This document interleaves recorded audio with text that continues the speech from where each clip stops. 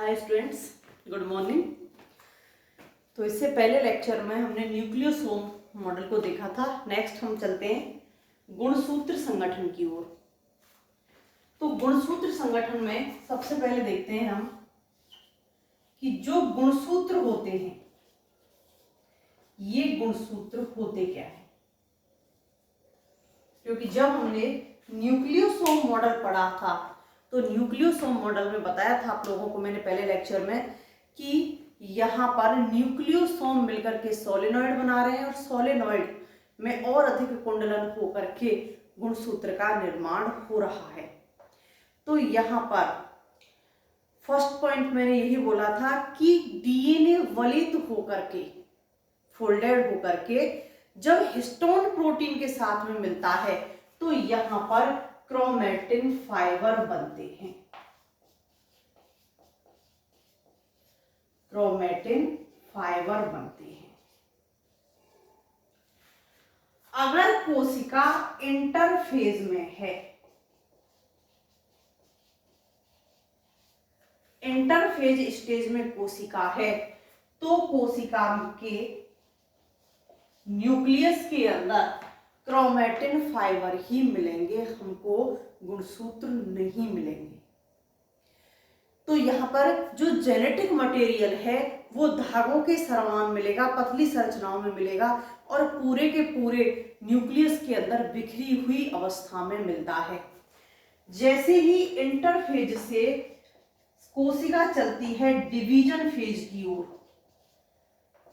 आप लोगों ने 11th में पढ़ा है कि इंटरफेज के बाद में जब डिवीजन फेज आती है तो ये क्रोमेटिन फाइबर क्या करते हैं, जल का त्याग कर देते हैं। यहां से जल का त्याग कर देंगे और जल का त्याग करने पर ये क्रोमेटिन फाइबर क्या हो जाएंगे, मोटे और संघनित। मोटे हो जाते हैं और संघनित हो जाते हैं और मोटे और संघनित होकर के किसका निर्माण करते हैं, गुणसूत्रों का। गुणसूत्र निर्माण करते हैं जिन्हें हम क्या बोल रहे हैं, क्रोमोसोम। अब ये क्रोमोसोम क्या होता है,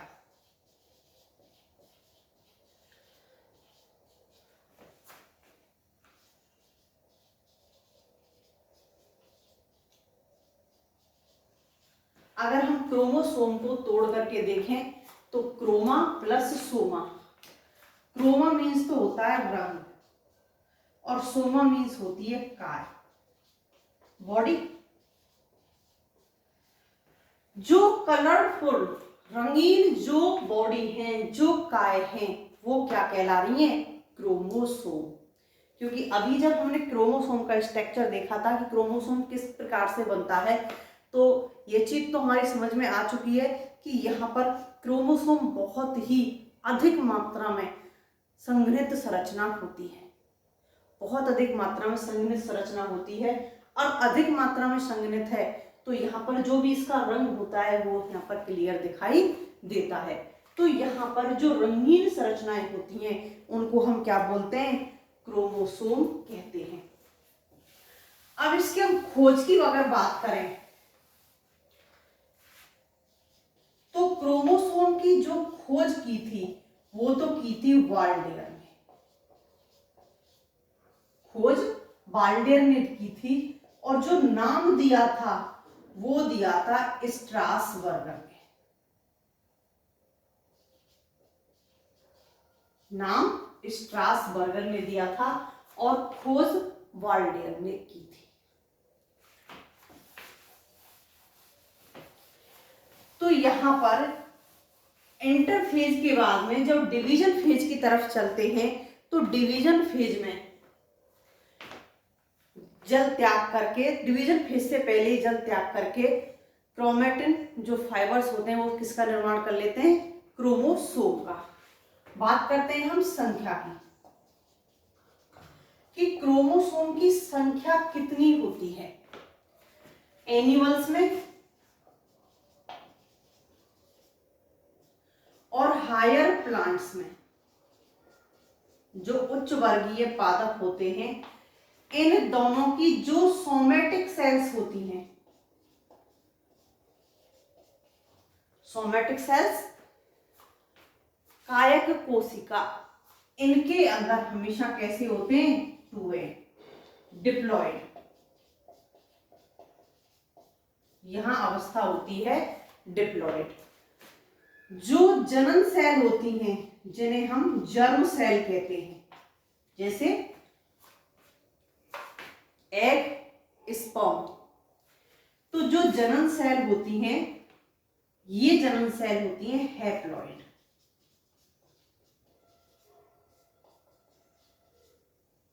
एनिमल्स में एग और स्पर्म और प्लांट्स में पुंकेसर और गाइनोसियम। तो यहां इनकी संख्या सामान्य तौर पर अगर हम बात करें तो 2n हैप्लॉइड और डिप्लॉइड ही होती है। लेकिन बात करें एंजियोस्पर्म में, एंजियोस्पर्म में जो एम्ब्रियो सैक होता है, भ्रूणपोष जो होता है, ये कैसा होता है, त्रैगुणित होता है। क्योंकि एंजियोस्पर्म के अंदर डबल फर्टिलाइजेशन पाया जाता है और डबल फर्टिलाइजेशन के कारण यहाँ पर एम्ब्रियो सैक कैसा हो जाता है, त्रैगुणित अवस्था में आ जाता है। प्लांट के अलावा चतुर्गुणित अवस्था भी पाई जाती है, त्रैगुणित भी पाई जाती है और बहुगुणित भी पाई जाती है। कुछ गेहूं की ऐसी प्रजातियां हैं जो 6n और 7n और हाल फिलहाल 8n तक भी बना ली गई है। तो यहाँ पर बहुगुणित अवस्था भी पाई जाती है और 6n को तो हम पैदावार के रूप में यूज कर ही रहे हैं। तो यहाँ पर इनकी संख्या डिपेंड करती है कि किस प्रकार की है। एनिमल्स में फिर भी फिक्स है कि सोमेटिक सेल्स में डिप्लॉइड और जर्म सेल्स में हैप्लॉइड, लेकिन प्लांट्स में इनकी गुणता परिवर्तित होती रहती है। तो नेक्स्ट हम बात करते हैं कि यहां पर जो प्लांट्स हैं, सबसे ज्यादा गुणसूत्र किसके अंदर पाए जाते हैं, तो सबसे ज्यादा गुणसूत्र पाए जाते हैं ऑफियोग्लॉसम में। ऑफियोग्लॉसम की स्पीसीज होती हैं और ये एक टेरिडोफाइट है।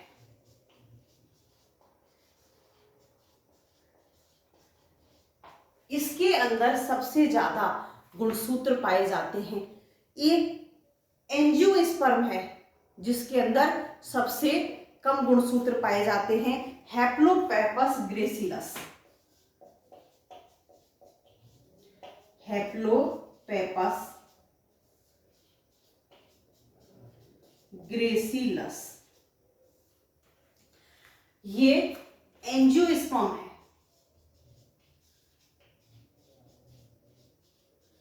पादप जगत के सर्वाधिक जो गुणसूत्र होते हैं वो ऑफियोग्लॉसम में होते हैं, ऑफियोग्लॉसम की स्पीसीज में होते हैं और यहाँ 1262 होते हैं 2n बराबर, और यहाँ 4 होते हैं 2n डिप्लॉयड कंडीशन में। तो ये तो मैक्सिमम और मिनिमम की बात रही। इसके अलावा अगर हम बात करें सामान्य तौर पर इसके आकार प्रकार की, तो गुणसूत्रों की जनरल सी चीज को अगर हम जान लें कि गुणसूत्र जो होते हैं, इन गुणसूत्रों में एक तो स्वतः जनन की क्षमता होती है, स्वतः जनन की क्षमता होती है, स्वतः जनन कर सकते हैं। हेरिडिटी, म्यूटेशन,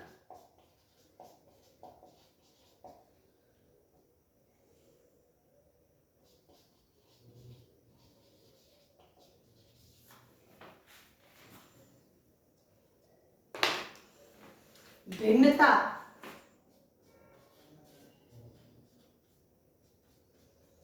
जाति विकास, सभी चीज किस पर डिपेंड करती हैं, गुणसूत्रों पर डिपेंड करती हैं। क्योंकि अगर हेरिडिटी नहीं होगी, म्यूटेशन नहीं होंगे, भिन्नता नहीं होंगी, तो जाति का विकास भी नहीं होगा। अगर किसी भी जाति से नई जाति का विकास होना है तो ये सारी चीजें साथ साथ यहाँ पर होनी चाहिए, तभी यहाँ नई जाति का विकास होता है। तो गुणसूत्रों में हुए जो परिवर्तन होते हैं, जो म्यूटेशन होते हैं, जो भिन्नताएं होती हैं, वही नई जाति के विकास के लिए जिम्मेदार होती हैं। एक पीढ़ी से दूसरी पीढ़ी में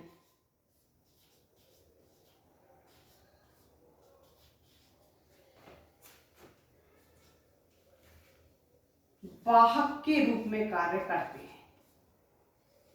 तो यहां से यहां तक जो सूचनाएं हैं, इन सूचनाओं को ले जाते हैं, और सूचनाओं को ले जाने में ये किसका कार्य करते हैं? वाहक का कार्य करते हैं। तो इस प्रकार की संरचना केवल यूकैरियोटिक सेल्स में पाई जाती है, प्रोकैरियोटिक सेल्स में नहीं पाई जाती। नेक्स्ट बात करते हैं हम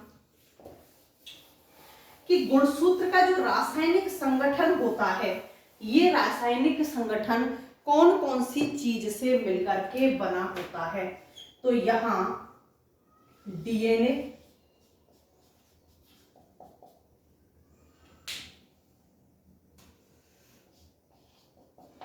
पंद्रह से 20%, आरएनए,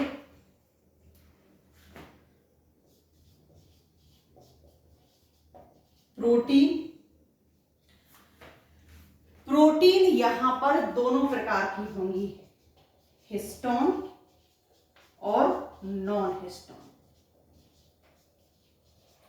तो यहां पर हिस्टोन और नॉन हिस्टोन प्रोटीन दोनों ही यहां उपस्थित होती हैं। 10 से 15% आरएनए होता है। अब ऑल ओवर जो बचता है वो सब कौन सा पार्ट होता है?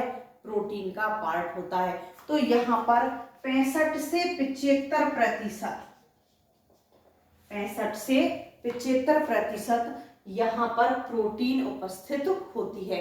इसके अलावा कुछ खनिज तत्व भी होते हैं, जैसे Fe, Mn, मैंगनीज, मैग्नीशियम, यहां पर ये कुछ खनिज तत्व भी उपस्थित होते हैं। नेक्स्ट बात करते हैं हम गुणसूत्र की आकृति। ये तो था रासायनिक संगठन। नेक्स्ट बात करते हैं हम आकृति की। गुणसूत्र की आकृति की अगर हम स्टूडेंट्स बात करें तो यहां पर जो गुणसूत्र की आकृति होती है, उस आकृति का अध्ययन किया जाता है एनाफेज में। जब आप सेल डिवीजन पढ़ोगे तब आपको बताया जाएगा कि जो मेटाफेज होती है, मेटाफेज में ये मैक्सिमम कंडेंस्ड अवस्था में होते हैं, संघनित अवस्था में होते हैं। और यहाँ एनाफेज में ये विभिन्न आकृतियों में उपस्थित होते हैं। अगर आकृति का अध्ययन करना है तो हमको यहाँ एनाफेज अवस्था में गुणसूत्रों की आकृति का अध्ययन करना होता है। तो यहाँ गुणसूत्रों में जो सेंट्रोमियर होता है, इस सेंट्रोमियर की उपस्थिति के आधार पर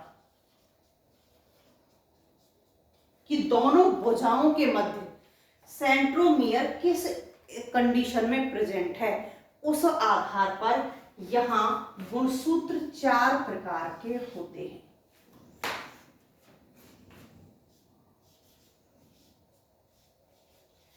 एक्रोसेंट्रिक आकृति होती है रॉड शेप।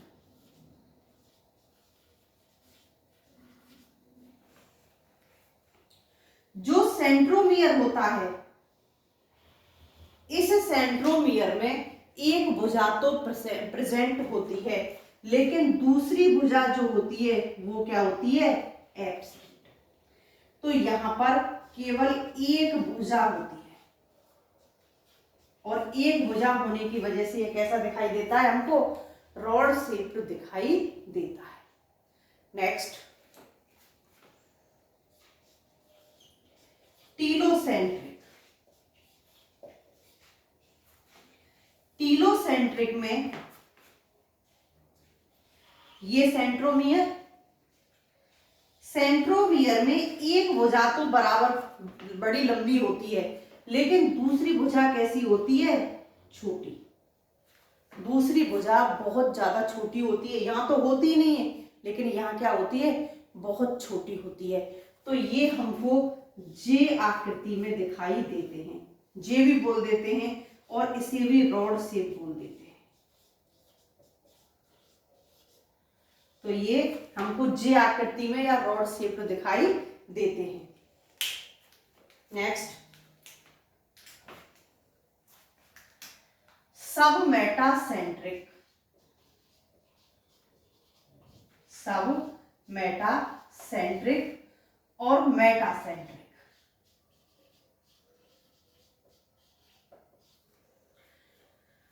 अगर सेंट्रोमियर की एक भुजा लंबी, दूसरी भुजा कैसी है? लंबी तो है लेकिन कम।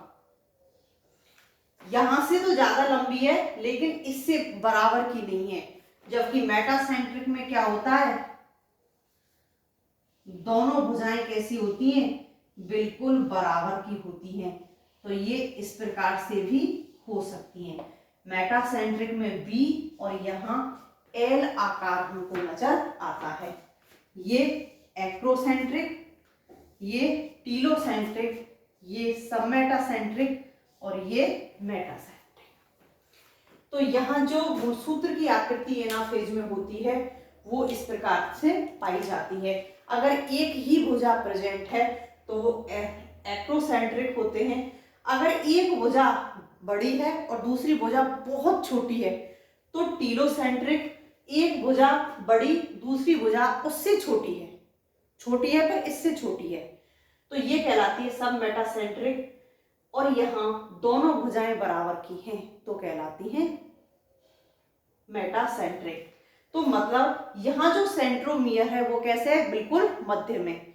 यहाँ लंबाई में अगर सेंट्रोमियर देखें तो यहाँ किसी में भी मध्य में नहीं है, क्योंकि यहाँ तो दूसरी भुजा ही नहीं है। नेक्स्ट चलते हैं, नेक्स्ट बात करते हैं हम आकार की। जो गुणसूत्रों का आकार होता है, इन गुणसूत्रों के आकार में काफी विविधता पाई जाती है। एनिमल्स में आकार कम मिलेगा, प्लांट्स में अधिक मिलेगा, प्लांट्स में डाइकोट और मोनोकोट में भी अंतर मिलता है। तो यहाँ पर आकार 1 से लेकर के 20 माइक्रोन इनकी लंबाई पाई जाती है। 1 से लेकर के 20 माइक्रोन तक इनकी लंबाई पाई जाती है। 0.02 से लेकर के 3 माइक्रोन तक इनकी चौड़ाई पाई जाती है। तो यहाँ पर काफी वेरिएशन मिलता है। प्लांट्स में कवकों में सबसे छोटे, प्लांट्स के अंदर अगर बात करें तो कवकों में सबसे छोटे गुणसूत्र पाए जाते हैं। यहाँ एनिमल और प्लांट्स की अगर हम बात करें, एनिमल्स और प्लांट्स की अगर हम बात करें तो यहाँ पर प्लांट्स के अंदर जो गुणसूत्र होते हैं ये गुणसूत्र कैसे होते हैं? बड़े। और एनिमल्स में जो गुणसूत्र होते हैं वो गुणसूत्र होते हैं छोटे। प्लांट्स में भी मोनोकोट और डाइकोट। तो जो मोनोकोट के गुणसूत्र होते हैं ये मोनोकोट के गुणसूत्र डाइकोट के गुणसूत्रों से बड़े होते हैं।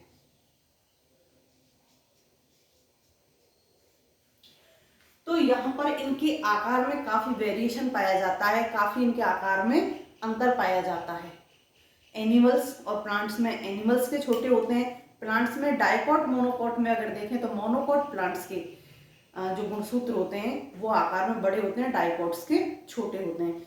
वैसे भी डाइकोट और मोनोकोट में सबसे जिनको एडवांस्ड माना जाता है तो वो होते हैं मोनोकोट्स प्लांट्स।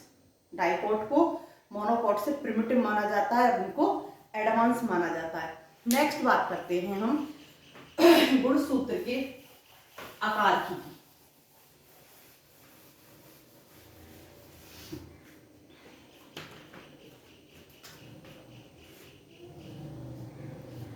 गुणसूत्र की आकार की कहें या गुणसूत्र की हम संरचना कहें या गुणसूत्र की संरचना। गुणसूत्र की जब संरचना की बात करते हैं तो अभी हमने इससे पहला जो टॉपिक देखा था वो देखी थी गुणसूत्र की आकृति।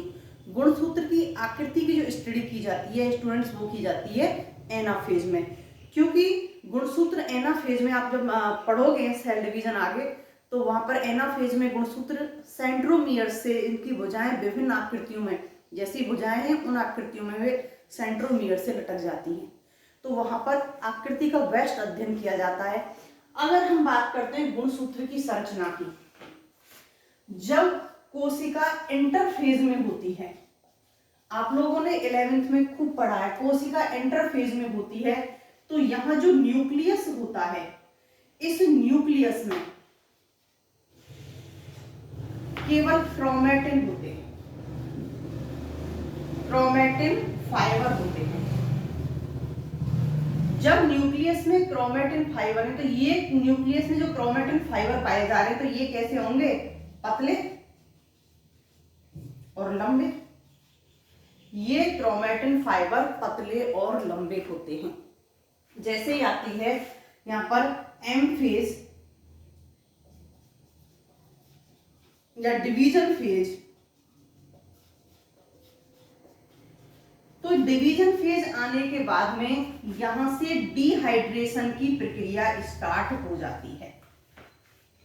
न्यूक्लियस में जो क्रोमोसोम फाइबर्स हैं, क्रोमैटिन फाइबर्स हैं, इन क्रोमैटिन फाइबर में से जल निकलना स्टार्ट हो जाएगा, ये डिहाइड्रेट होना स्टार्ट हो जाएंगे और साथ में ही क्या होंगे, कुंडलित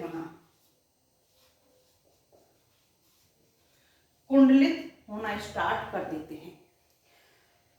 यहां जब फर्स्ट अवस्था आती है प्रोफेज, जब फर्स्ट प्रोफेज आती है तो ये काफी हद तक जल छोड़ चुके होते हैं और कुंडलित हो जाते हैं, तो यहां भी गुणसूत्र जो बन जाते हैं। क्रोमैटिन किस में बदल जाता है, गुणसूत्र में। ये गुणसूत्र कैसे होते हैं, पतले और बड़े। अब यहां से फिर डिहाइड्रेशन होगा और फिर ये और कुंडलित होंगे, तो जो मेटाफेज आती है इस मेटाफेज अवस्था में अत्यधिक मात्रा में जल को त्याग दिया जाता है और अत्यधिक मात्रा में यहां पर ये कॉइल्ड हो जाते हैं। तो जो मेटाफेज अवस्था में जो गुणसूत्र होते हैं वो छोटे और मोटे हो जाते हैं। ये वो अवस्था है जहां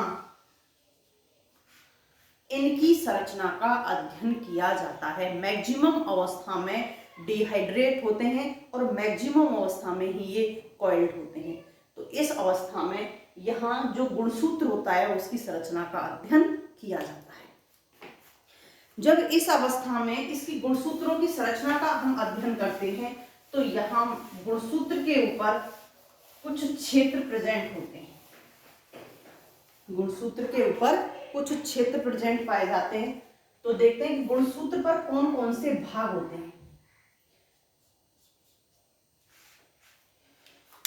यहां गुणसूत्र के ऊपर 6 पार्ट उपस्थित होते हैं। गुणसूत्र पर 6 पार्ट या भाग उपस्थित होते हैं। सबसे पहला क्रोमैटिन,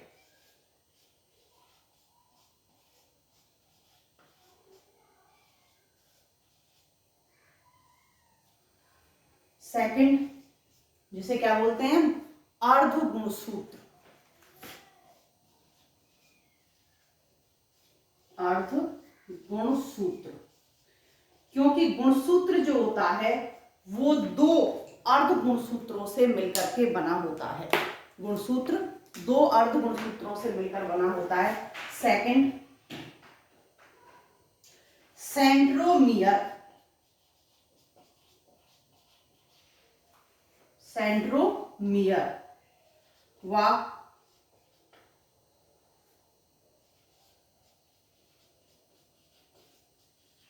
प्राथमिक संकीर्णन, प्राथमिक संकीर्णन।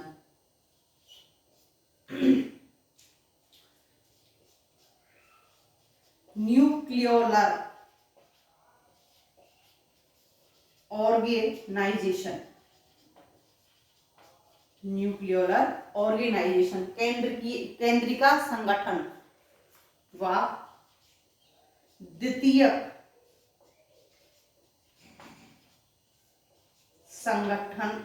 संकीर्णन, द्वितीयक संकीर्णन फर्स्ट। द्वितीयक संकीर्णन दो पाए जाते हैं, एक द्वितीयक संकीर्णन फर्स्ट और एक द्वितीयक संकीर्णन सेकंड।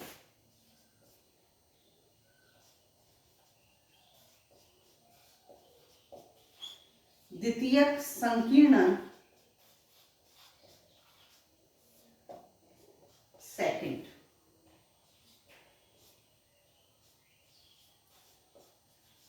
टीलोमियर,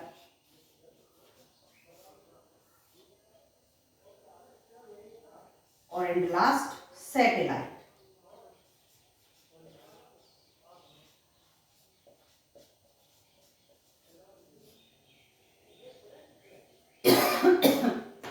तो ये वो 6 पार्ट हैं या वो क्षेत्र हैं जो यहाँ गुणसूत्र के ऊपर उपस्थित होते हैं। तो डिटेल में देखते हैं स्टूडेंट्स नेक्स्ट वीडियो में।